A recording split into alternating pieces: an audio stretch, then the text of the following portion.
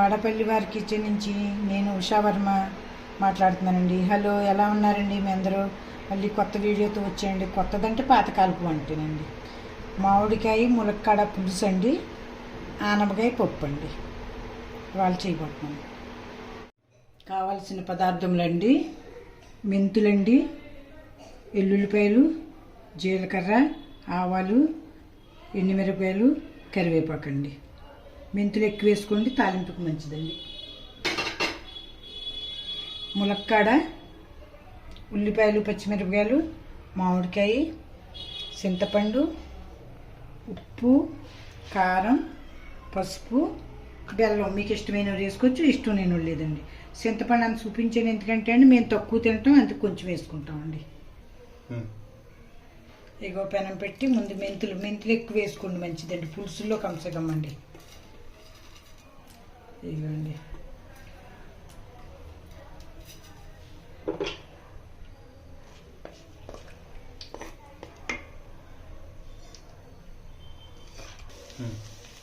ఇక ఆవాలు జీలకర్ర వేద్దామండి.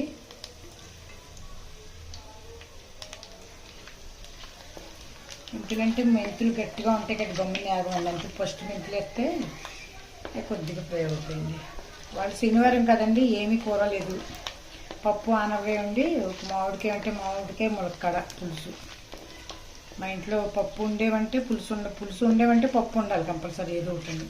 మామిడికాయ పప్పు, తోటకూర పప్పు, మెంతికూర పప్పు ఏదో. అందుకని ఆనపకాయ బోళ్ళు లేదని ఆనపకాయ పప్పు పెట్టుకుంది.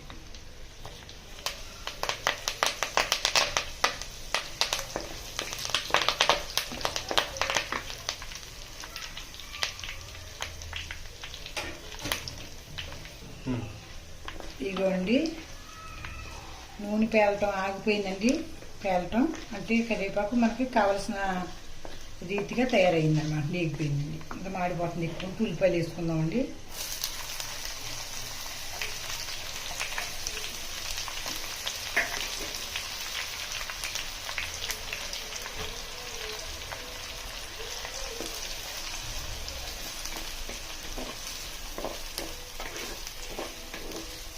ఇది వరకటి రోజుల్లో గ్యాస్ట్రిక్ ఉన్నోడు చింతపండు తినొద్దు అన్నారండి. ఇప్పుడు మేము ఇది వరకు తినేవాళ్ళం కాదు. ఇప్పుడు కంపల్సరీ 2 రోజులకు ఒకసారి చింతపండు తినవలసి వస్తుందండి. మంచిది అంటున్నారు, ఇప్పుడు తినమంటున్నారు. అలా ఎవరికి చేత అది నలుగురితో నారైనా కులంతో పోయింది అన్నట్టుందండి.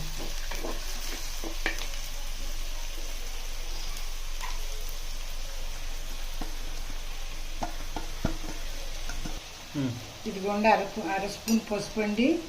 పసుపు యాంటీబయాటిక్ అండి. చెయ్యి తెగినా ఏది తెగినా గమ్ముని పసుపు పెడితే కట్ అవుతుంది. ఇవాళ నాకు ఉల్లిపాయ కొత్తంటే తెగిందండి, ఇవి పసుపే పెట్టింది.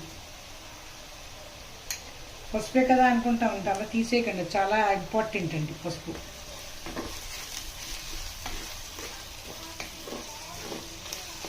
చెయ్యి కట్ అయినా ఏది కట్ అయినా అండి, గమ్ముని పడిపోయినా ఇక్కడ రక్తం వస్తుంటే ఏంటంటే పసుపు కానీ, అంతకు మించి ఏంటంటే ఐస్ కానీ పెడితే వెంటనే బ్లడ్ బంద్ అవుతుందండి. తర్వాత మనం ట్రీట్మెంట్ చేయొచ్చండి.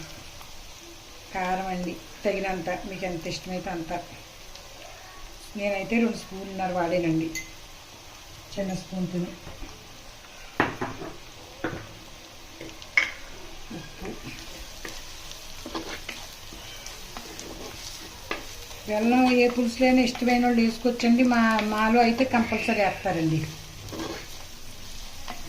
కొంతమంది తీపి తింటారు, కొంతమంది చారులో కూడా వేసుకోరండి. మరి మేమైతే బెల్లం లేని చారు పెట్టమని కొద్దిగా లైట్గా ఇవ్వాల్సింది.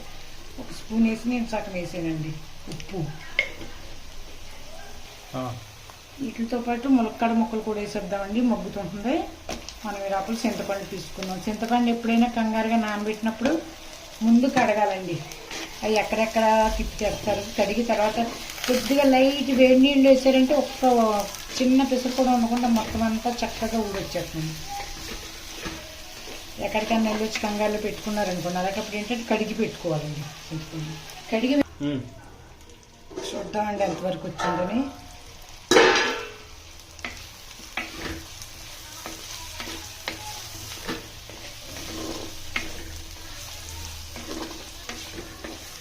బాగానే మగ్గుతుంది. మామిడికాయ కూడా వేసేద్దామండి, దాంట్లో కొంచెం మగ్గిపోతుంది. చూడటానికి కలర్ కారాన్ని బట్టి అంత చాలా అందంగా బ్యూటిఫుల్గా కనపడుతుందండి. మామిడికాయ ముక్కలు వేస్తున్నానండి. కొంచెం అవి కూడా వేసి ఒకసారి మగ్గిద్దాం.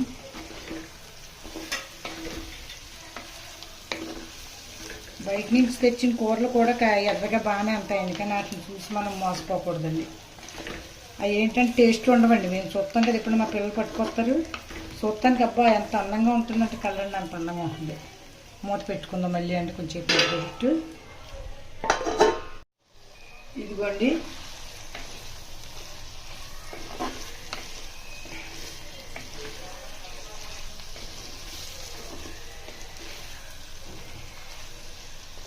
పులుసు వేసుకొచ్చండి. 2 సార్లు కదిపి 2 చింతపండు పిసుక్కున్నాము. ఇదిగోండి నూనె పైకి వచ్చింది చూసారా, కొంచెం వేగటం తగ్గిపోయి నూనె అదిగోండి ఇలా ఎగినాడు. అది వాసన కాదండి. 2 రోజులు ఉన్నాయి పులుసు నుంచి. బయట ఉంచుకున్న ఫ్రిడ్జ్లో అక్కర్లేదండి. బయట ఎంత ఏగితే అంత నిల్వ ఉంటుందండి, ఫ్రిడ్జ్లో అక్కర్లేదండి. అందులో పులుపు కూడా వేస్తాం కదండి, పులుపు వేసిన కూర గమ్మున పోవడదండి. ఇదిగోండి చూడటానికే చూడండి అందంగా కనపడుతుందండి. నేను చేసిన చేత బాగుందని చెప్పట్లేదండి. అసలు మామిడికాయ పులుసు అంటే ఏదైనా వండి విధానాన్ని బట్టి రుచి వస్తుందండి. ఇదిగోండి చింతపండు పులుసు వేసుకుంటానండి.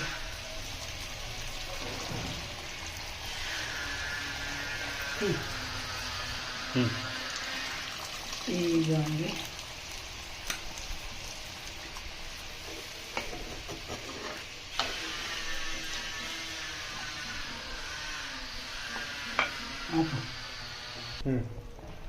ఇదిగోండి కొద్దిగా బెల్లం వేసుకుందాము. పులుపు ఇరిగిపోతుందండి. సరే ఇదిగోండి వేసాం కదండి. ఇప్పుడు దీన్ని కవర్ చేసేద్దామండి. పులుసు పెట్టాం కదండి మామిడికాయ పులుసు.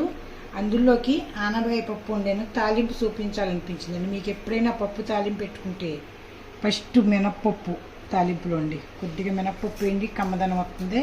మినప్పప్పు పప్పు తాలింపుతోనే అందం వస్తుందండి. ఉప్పుతోనే నిండుదనం వస్తుందండి. ఎల్లుల్లిపాయ గుళ్ళు ఇవ్వండి, ఎక్కువేయండి ఎల్లుల్లిపాయ గుళ్ళు బాగా.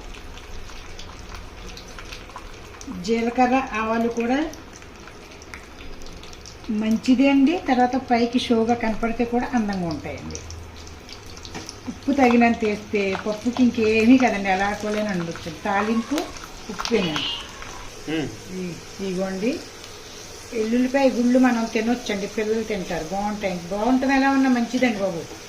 ఇదిగోండి ఆవాలు జీలకర్ర కొంచెం ఎక్కువ వేయండి. జీలకర్ర ఆవాలు షోగా కనపడతాయండి, కనిపించాలండి. ఇదిగోండి కరివేపాకు,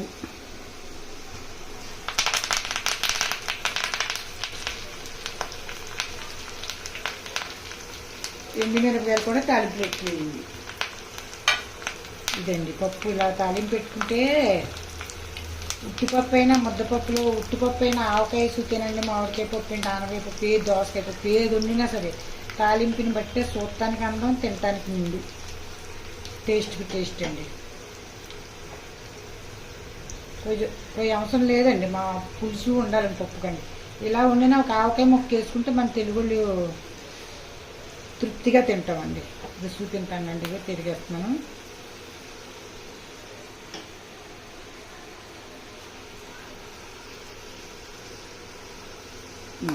అయిందండి.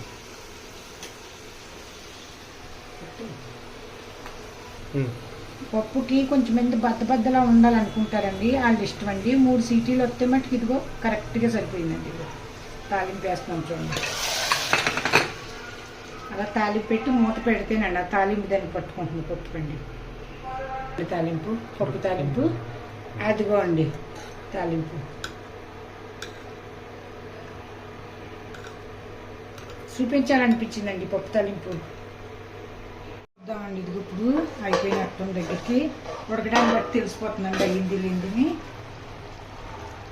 ఇదిగోండి మామిడికాయ ముక్కలు కూడా ఉడిపోయినాయి. ఇవ్వండి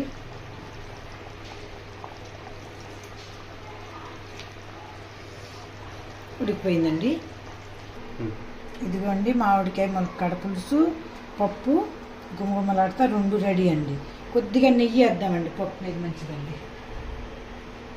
పప్పులోకి అసలు నెయ్యితోనే తింటే అండి అసలు టేస్ట్.